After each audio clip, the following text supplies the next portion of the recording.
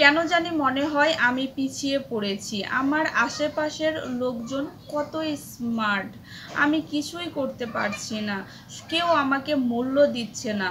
নিজেকে মনে হয় মূল্যহীন একটা পদার্থ। এসব কথা ভাবনা চিন্তা করতে করতে তুমি দিশেহারা হয়ে গেছো। আজকের ভিডিওটা তোমার জন্য। নিজেকে যদি স্মার্ট অ্যাট্রাকটিভ করতে চাও তাহলে ভিডিওটা দেখো, আশা করি তোমার উপকারে আসবে। তোমার কথাবার্তা, চলাফেরা, উঠা বসা সব কিছুর মাধ্যমেই তুমি তোমাকে স্মার্টভাবে উপস্থাপন করতে পারবে আজকের এই ভিডিওটার। নিজেকে স্মার্ট বানানোর কিছু জাদুকরী টেকনিক আজকে আমি তোমাদের সাথে শেয়ার করব। যদি তুমি পুরো ভিডিওটা দেখো তাহলে তোমাকে স্মার্ট এবং অ্যাট্রাকটিভ হওয়া থেকে কেউ আটকাতে পারবে না। চলো শুরু করা যাক। সুন্দর পোশাক, দামি পোশাক, সুন্দর চেহারা ইংরেজিতে কথা বলাকে বলে না, বরং স্মার্ট সেটাকেই বলে। তুমি কিভাবে কথা বলছো, তোমার চলাফেরা, তোমার ওঠা বসা, তুমি তোমার লাইফকে কিভাবে লিড করছো, এই সব কিছুর সমন্বয়ে একজন মানুষ স্মার্ট হয়ে ওঠে। এবার আসি মূল পয়েন্টে। নাম্বার 1, অন্যদের প্রশংসা করা। আচ্ছা বলো তো, তুমি লাস্ট কবে কার প্রশংসা করেছো? তোমার মনে আছে? হয়তোবা তোমার মনে নেই। আসলে আমরা ইদানিং অন্যের প্রশংসা করতেই চাই না। আমরা সবসময় নিজেকে নিয়েই ব্যস্ত থাকি।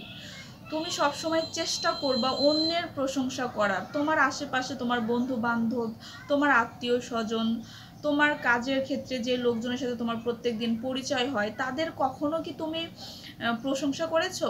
একদিন কারো কোনো একটা ব্যক্তির তুমি প্রশংসা করে দেখো না, দেখবে সেই ব্যক্তিটা তোমার ওপর কি পরিমাণে খুশি হবে।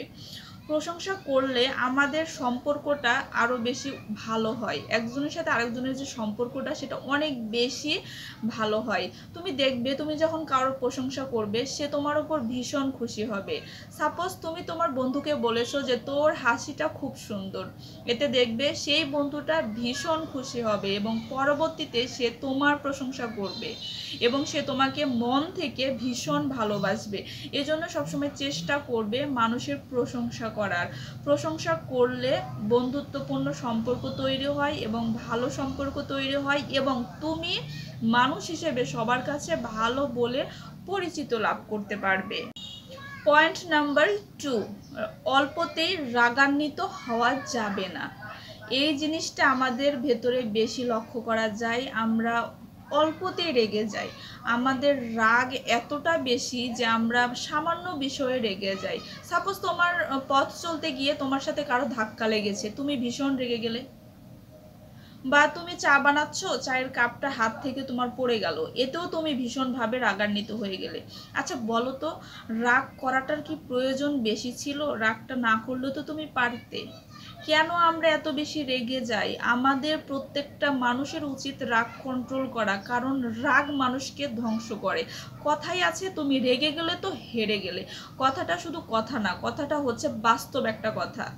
তুমি যখন রেগে যাবে, রাগের মধ্য দিয়ে তুমি যেই সিদ্ধান্তই নিবে সেটাই ভুল সিদ্ধান্ত হবে। তুমি রাগের মাথায় যে সিদ্ধান্তই নাও না কেন সেই সিদ্ধান্তটাই তোমার জীবনের সবচেয়ে ভুল সিদ্ধান্ত হবে। তাই সবসময় চেষ্টা করবে রাগটাকে কন্ট্রোল করতে। যখন তোমার ভীষণ রাগ পাবে তখন চেষ্টা করবে সুন্দর একটা স্মাইল দেওয়ার, দেখবে রাগটা অটোমেটিক কমে গেছে। এটা আমি করি, তোমরা একদিন ট্রাই করে দেখতে পারো। পয়েন্ট নাম্বার 3, সবসময় পরিপাটি থাকা। পরিপাটি থাকা বলতে কিন্তু দামি পোশাক, সব কিছুই দামি হতে হবে এমনটা কিন্তু না।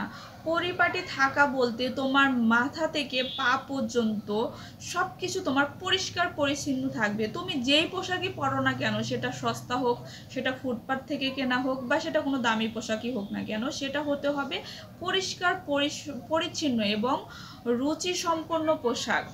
দেখা গেল যে তুমি যে পরিবেশে থাকো ওই পরিবেশের সাথে তাল মিলিয়ে তোমাকে পোশাক পরতে হবে এবং সেটা পরিষ্কার পরিচ্ছন্ন থাকতে হবে। পোশাকের ক্ষেত্রে অবশ্যই যাচাই বাছাই করে পরতে হবে এবং পরিষ্কার পরিচ্ছন্ন পোশাক পরতে হবে। এক কথা শুধু পোশাক আশাক না, নিজের শরীর, এক কথায় মাথার চুল, হাতের নখ সবকিছু পরিষ্কার পরিচ্ছন্ন থাকতে হবে।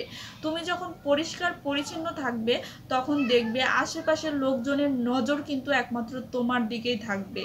সেজন্য সবসময় চেষ্টা করবে পরিষ্কার পরিচ্ছন্ন। বিষয়ে খুব তাড়াহুড়া করে ভুল ডিসিশন নিয়ে ফেলি, তাড়াহুড়া করে একটা সিদ্ধান্ত নিয়ে ফেলি, তাড়াহুড়া করে একটা কাজ করে ফেলি, যেটা আমাদের জীবনের সবচাইতে বড় বিপর্যয় ডেকে আনে ভবিষ্যতের জন্য।